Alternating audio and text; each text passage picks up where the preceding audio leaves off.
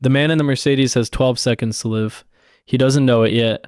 You're on a rooftop in a city you'll never name. 4 stories up. Perfect angle. The rifle is chambered. A suppressed SR-25.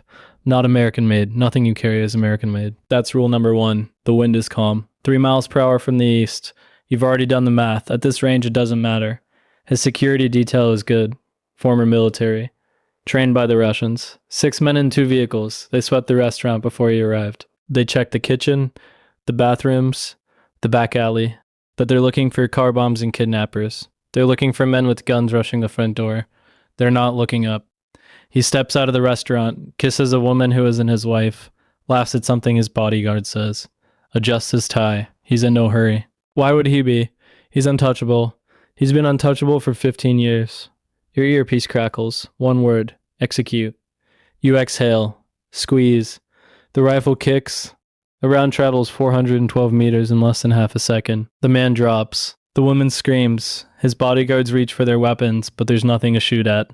They spin in circles. They scan the street. They look at windows. They look at cars. By the time they think to look at rooftops, you're already down the stairs. The rifle stays behind. It's been sanitized. No prints. No DNA. Serial numbers filed off years ago. You walk out the back of the building. A different outfit. A different walk. Just another man heading home from work. You're in a taxi heading to the airport when you hear the sirens. Tomorrow, a news anchor will call it a suspected gang hit. A government will deny involvement. Conspiracy theories will bloom on the internet.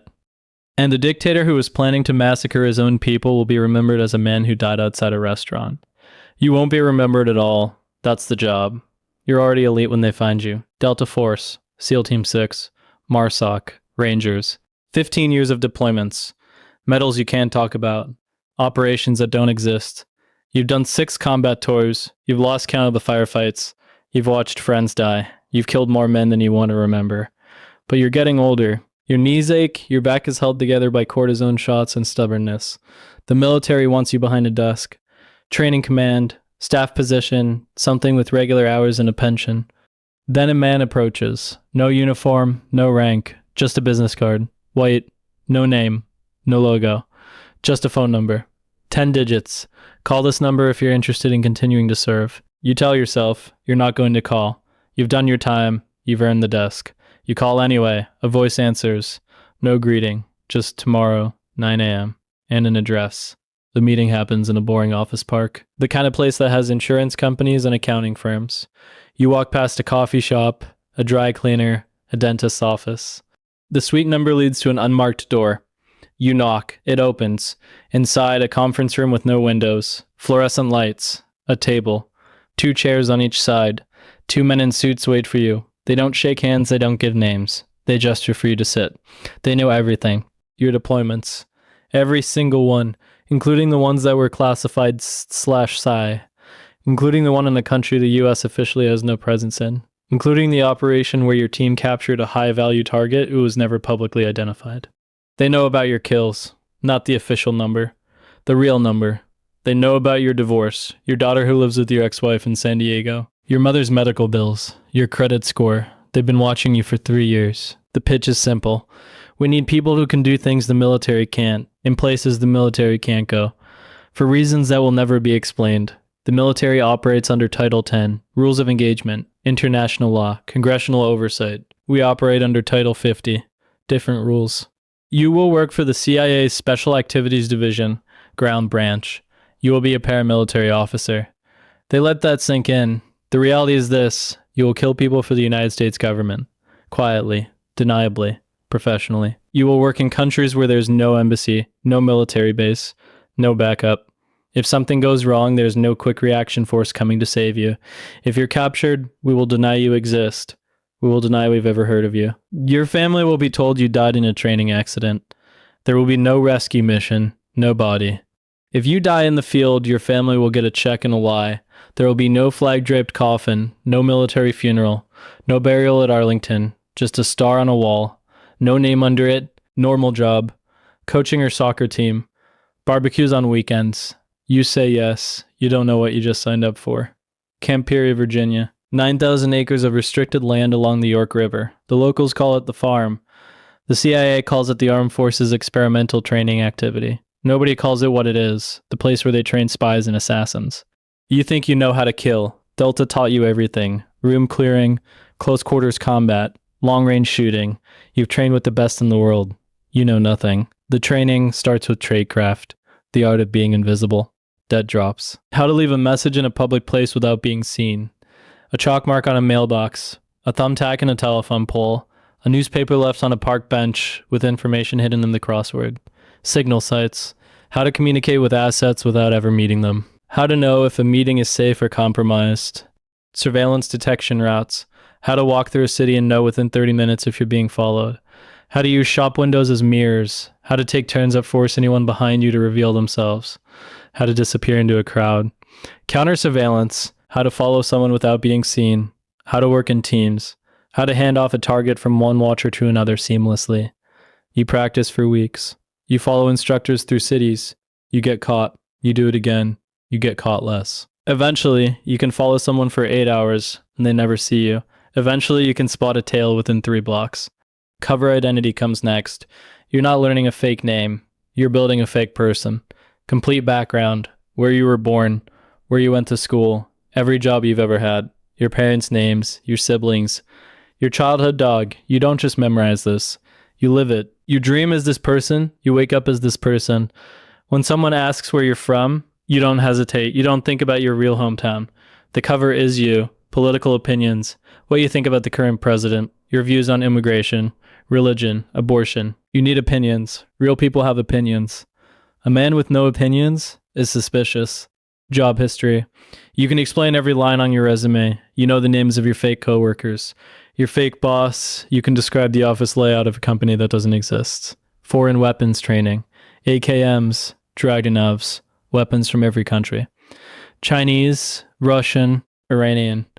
North Korean if you're using American weapons. You've already failed. Nothing traces back. If you kill someone with a Sig Sauer, that's an American signature. If you kill someone with a Makarov, that could be anyone. You learn to field strip weapons you've never seen before. You learn to shoot accurately with guns that aren't zeroed to you. You learn that most of the world's weapons are poorly maintained, and you need to compensate. Interrogation resistance. CRE training on steroids. They break you down. 72 hours without sleep. Stress positions. Water. Noise. Disorientation. Psychological pressure that makes combat look simple. You learn that everyone breaks. Everyone. The question is not if, the question is when. The goal is to break slowly. Give them nothing for as long as possible. Protect the mission. Protect your teammates. Buy time. The worst part isn't the physical. The worst part is the mental. They find your weaknesses, your fears, your guilt.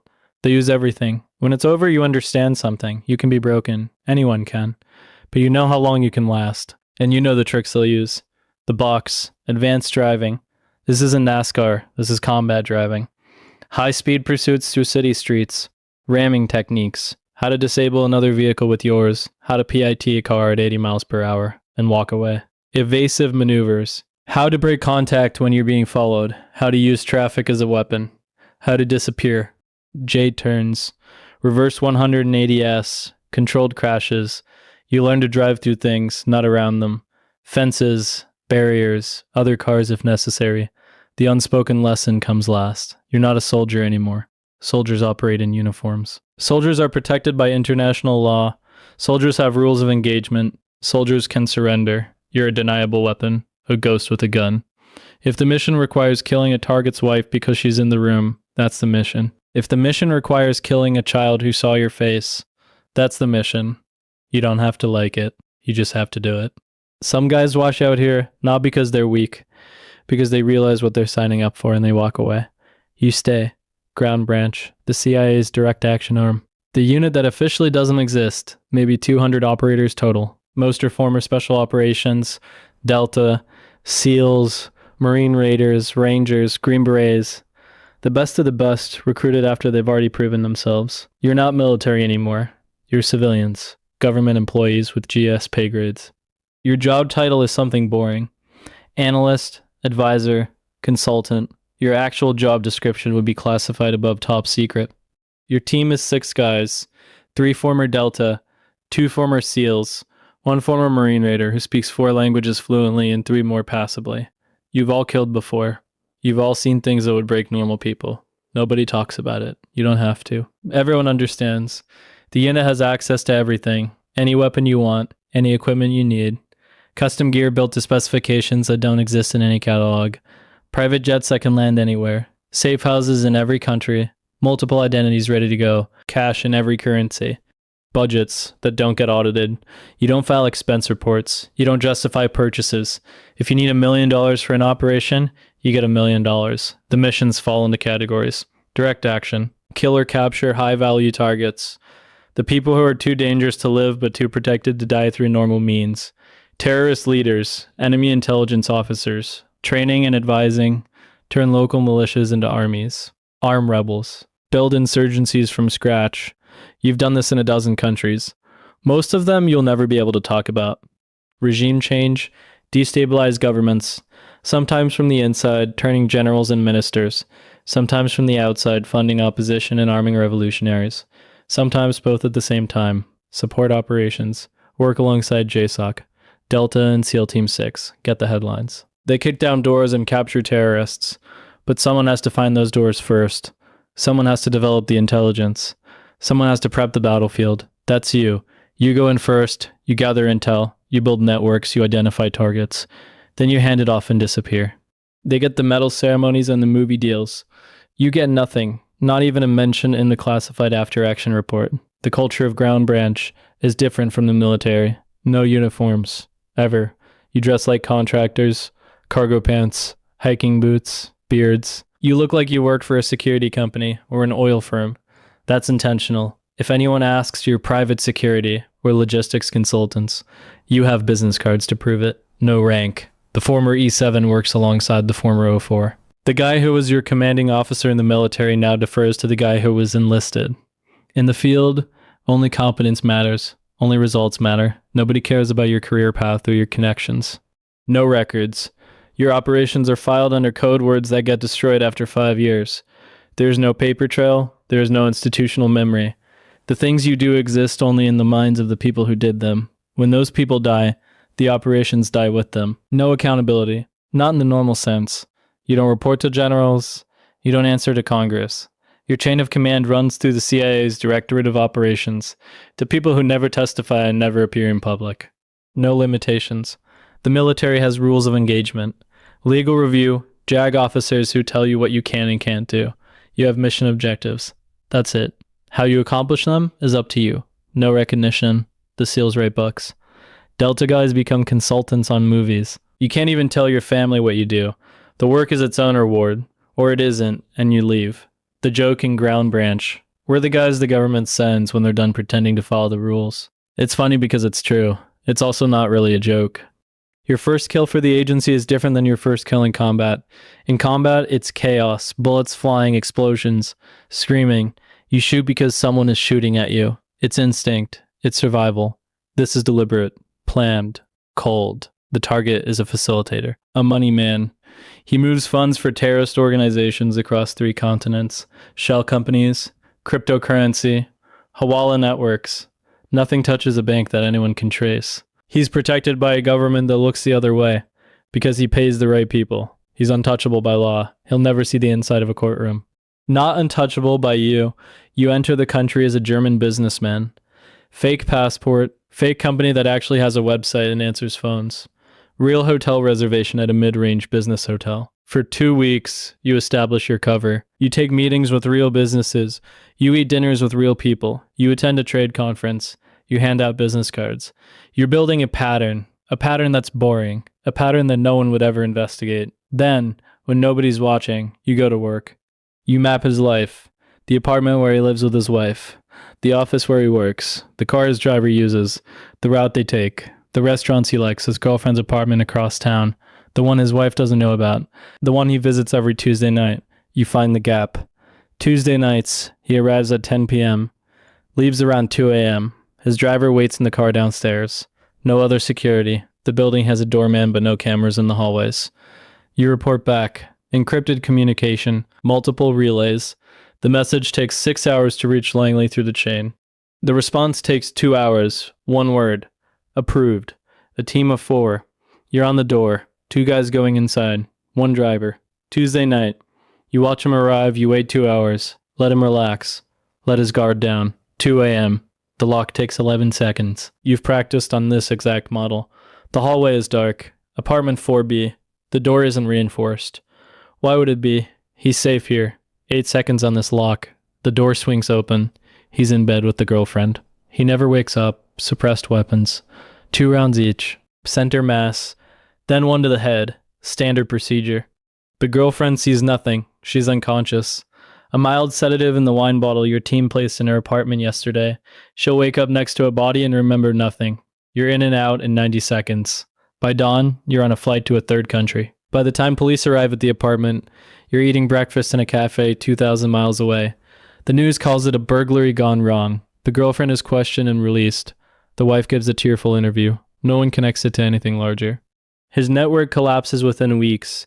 Without him moving the money, the operations dry up. 3 planned attacks never happen. Hundreds of people will live because a man died in his bed. You don't feel good. You don't feel bad. You feel professional. This is the job. The president wants a dictator gone. He's been in power for 30 years. He's massacred civilians, tortured dissidents, developed weapons he shouldn't have. He's a problem, but an invasion would cost billions, thousands of American lives, years of occupation, another quagmire. So they send you. You won't kill him directly. That would be too obvious, too traceable. It would make him a martyr. Instead, you'll destroy everything around him. His power base, his support structure, his ability to govern. His generals will turn. His security will collapse. His people will rise. And when they drag him into the street, it'll look like their idea. Phase 1 takes 3 months. Your team infiltrates as humanitarian workers and journalists. Cover identities built over years. Real NGOs that don't know they're providing cover. Real press credentials from real outlets. You identify the cracks in the regime. Generals who are skimming money and living in fear of being caught. Colonels whose families were killed by the regime's purges. Politicians who want power and see no path to it. You make contact, carefully. One by one, a general is approached through a third party. A businessman who owes you favors. The message is simple. There might be an opportunity for someone who wants change. The general is suspicious. Of course he is. Everyone is suspicious in a country where your neighbor might be an informant.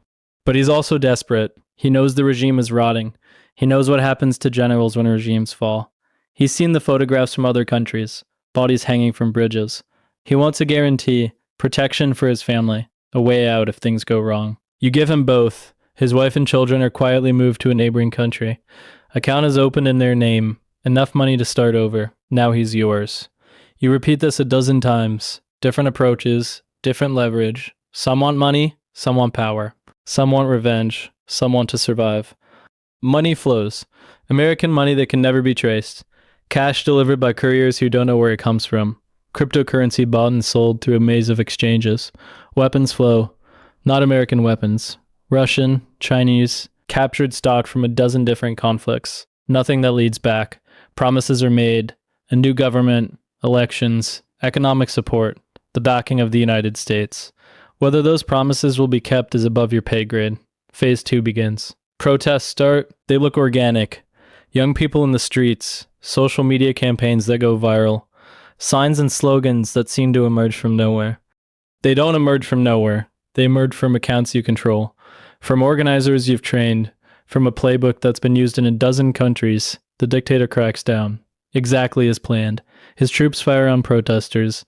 Images spread around the world. International condemnation. Sanctions. His violence turns more people against him. Moderates who might have stayed home are now in the streets. The protests grow. More generals waver. They see which way the wind is blowing.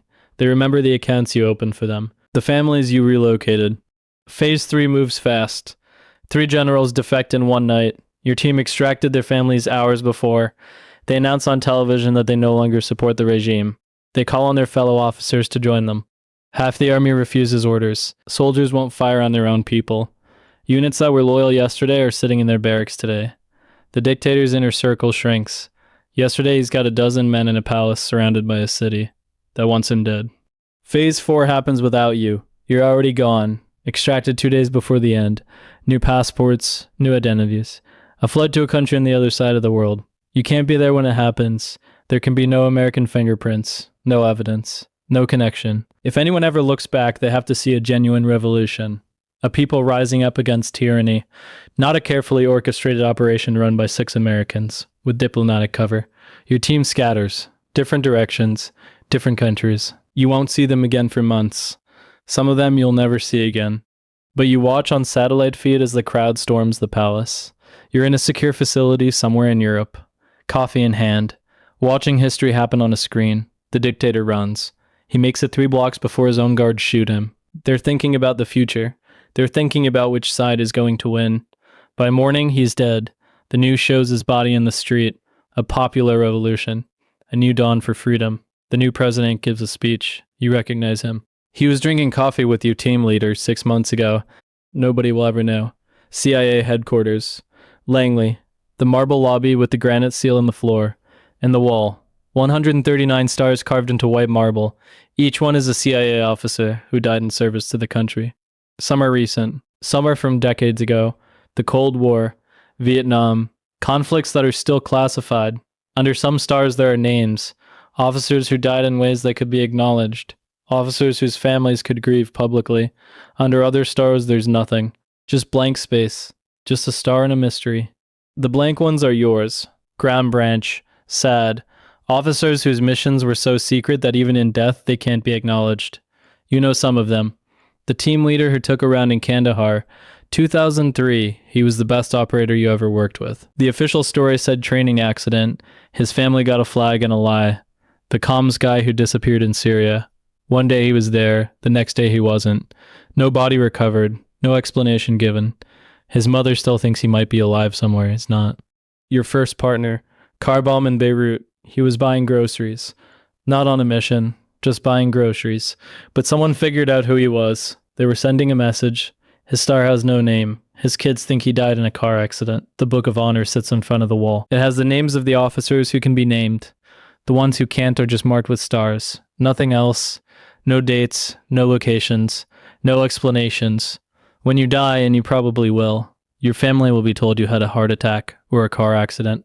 There will be no flag-draped coffin, no military funeral. Number 2-1, gun salute, no burial at Arlington, with full honors. Just a star on a wall, and eventually everyone who knew what it means will be dead too.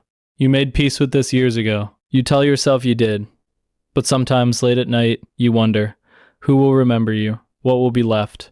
A star on a wall. Some memories that will die with your teammates. Classified files that will stay sealed for 75 years. By the time anyone can legally know what you did, everyone who cared will be gone.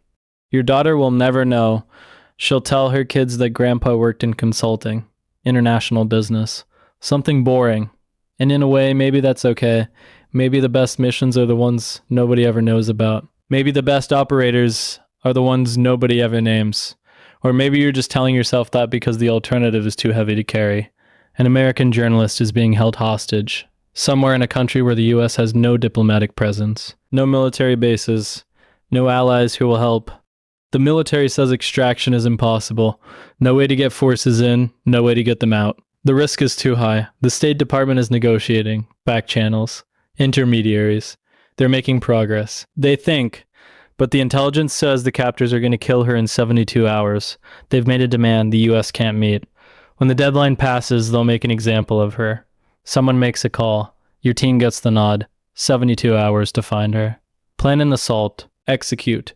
Get her out. No backup. No quick reaction force. No air support. If this goes wrong, you're all dead or captured. And the US government will deny you exist. The hunt takes 48 hours. Your team infiltrates separately. Different covers, different entry points. You're a businessman. Your partner is a journalist. Another guy is a construction contractor. You don't know where she's being held. The intelligence says somewhere in the city, that's 4 million people, thousands of buildings, dozens of armed groups who might be responsible. You start working sources. A police commander who takes bribes. He doesn't know who you are. He just knows you pay well. He gives you a list of buildings where armed groups operate. A cousin of a cousin who worked at one of the compounds. He needs money for his daughter's surgery. You give him 10 times what he asks for. He gives you a description of the building, the layout, the guards. 36 hours in, you have a location. A building in the east of the city. 3 stories, maybe 20 hostiles. The journalist is on the 3rd floor. You have 36 hours to plan an assault that would normally take weeks. 6 operators, 2 vehicles, local plates, local clothes, weapons hidden under blankets. 4 a.m. The city is as quiet as it gets. You park 2 blocks away, walk the final distance, no lights, no talking. Hand signals only. The front door has 2 guards, one is asleep, the other smoking a cigarette and watching something on his phone. The first guard dies without a sound. Suppressed MP7. 2 rounds. He slumps against the wall. The second guard looks up. He has maybe a second to process what's happening. He doesn't get to use it. You're inside. The building is dark. You can hear voices somewhere above. A television playing. Someone laughing. The stairs creak. Nothing you can do about that. Second floor, a hallway, 3 doors. One opens. A man with an AK-47. He gets 1 round off before he drops. The round goes into the ceiling. The building wakes up. Now it's fast. You've trained for this 1,000 times. Room to room, doorway to doorway. Anyone with a weapon dies. Anyone without a weapon gets zip-tied. No exceptions. 3rd floor, the room at the end of the hall. The door is reinforced. Steel frame. Breaching charge. Flash bang. Entry. She's there. Alive. Chained to a radiator. Blindfolded. She's been beaten. Starved. But she's alive. The key is on a dead guard downstairs. Your partner goes to get it. The exfil takes 11 minutes. The longest 11 minutes of your life. Someone is going to call someone. Someone is going to report armed men moving through the neighborhood. The vehicles are where you left them. The route out of the city is clear. Your forward team has been paying bribes for 24 hours. Every checkpoint is waved through. She's on a plane within 6 hours. Out of the country within 8. Home within 12. The news says she was released after negotiations. The government that held her claims they showed mercy. The State Department thanks everyone for their diplomatic efforts. Nobody mentions the 8 men your team killed. Nobody mentions the building that's now a crime scene. Nobody mentions the police commander who's $50,000 richer and will never talk. Nobody mentions the cousin who got surgery for his daughter. The official story will be the only story. A month later, you see her on television. She's being interviewed. She talks about her faith, her hope. The moment she knew she would be saved, she mentions negotiations. She thanks the diplomatic efforts of the State Department. She has no idea. She'll never have any idea. 6 months later, she writes a book. It becomes a bestseller. She goes on talk shows. She gives speeches. She becomes an advocate for journalist safety. Your name appears nowhere. Your face appears nowhere. Your team is never mentioned. One day, years later, you see her at an airport. She walks right past you, no recognition. Why would there be? She's alive because of you. She'll never know. Sometimes that's enough. It has to be enough. It's the only reward you'll ever get. Years pass. You've lost count of countries, lost count of operations, lost count of bodies. Your hands don't shake. They should, probably. But they don't. The things you've lost, marriage, gone. She couldn't handle the absences. 3 months at a time. No explanation for where you were. No phone calls. No emails. When you came back, you were different. Quieter. Harder. You flinched at sounds. You checked exits in every room. You couldn't sleep without the TV on. She tried. For years she tried. But you can't explain what you do. You can't share the weight. And eventually the distance becomes too great. Kids. You have a daughter. You see her twice a year. She's 14 now. She thinks you work in consulting. She doesn't ask questions. She learned not to. Friends. Your real friends are the guys on your team. The only people who understand. 2 of them are dead now. One is in a wheelchair. One disappeared into a bottle and doesn't answer calls anymore.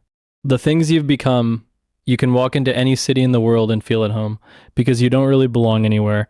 Every place is temporary. Every identity is disposable. You can read a room in seconds, identify threats, plan exits, track movements. You do it automatically now. Can't turn it off. You can kill a man at dinner and finish your meal. That's not a brag. It's just a fact. You've learned to compartmentalize in ways that would concern a psychiatrist. You can look at the news and know the real story. The car bomb that's attributed to a rival faction. The coup that's presented as a popular uprising. The assassination that's reported as a heart attack. You know what really happened.